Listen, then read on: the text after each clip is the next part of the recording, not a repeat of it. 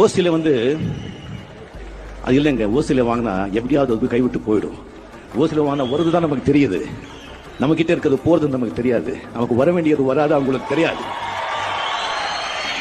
ஒருத்தர் மதுரைக்கு போனோம், 350 ரூபாய் பாக்கெட்ல பணம் இருக்கு, 300 ரூபாய் மதுரைக்கு பஸ்ஸுக்கு டிக்கெட், 50 ரூபாய் எங்கேயாவது கொஞ்சம் சாப்பிட்டுலாம் அப்படின்னு சொல்லிட்டு போயிட்டு இருக்கும்போது ஒரு போர்டு பாக்குறாங்க, உணவு விடுதி. இங்க நீங்க என்ன வேணா சாப்பிடலாம், எது வேணா சாப்பிடலாம், நீங்க பணம் கொடுக்க வேண்டாம், உன் பேரன் பணம் கொடுப்பான் அப்படின்னு போர்டு போட்டுருந்தாங்க. என்னடா இது, என் பேரன் பணம் கொடுப்பா போட்டிருக்காங்க. என்னங்க, எனக்கு ஒரு பையன் இருக்கா, இன்னும் 4 வயசு தான், நான் இங்க சாப்பிடலாமா? அவன் வளர்ந்துட்டு கல்யாணம் பண்ணிக்கிறா இல்லையா, அவனுக்கு ஒரு பையன் பொறுப்பா இல்லையா? சரிமா பொறுப்பாங்க, நம்பிக்கை இருக்குல்ல, அப்ப சாப்பிடுங்க, உன் பேரை பணம் கொடுப்பான்.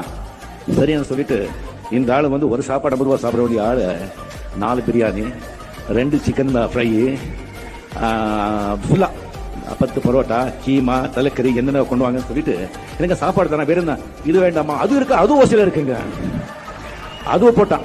ஃபுல்லா அடிச்சுட்டு, ரொம்ப நன்றிங்க, ரொம்ப சந்தோஷம், போயிட்டு வர, நல்லா இருங்க.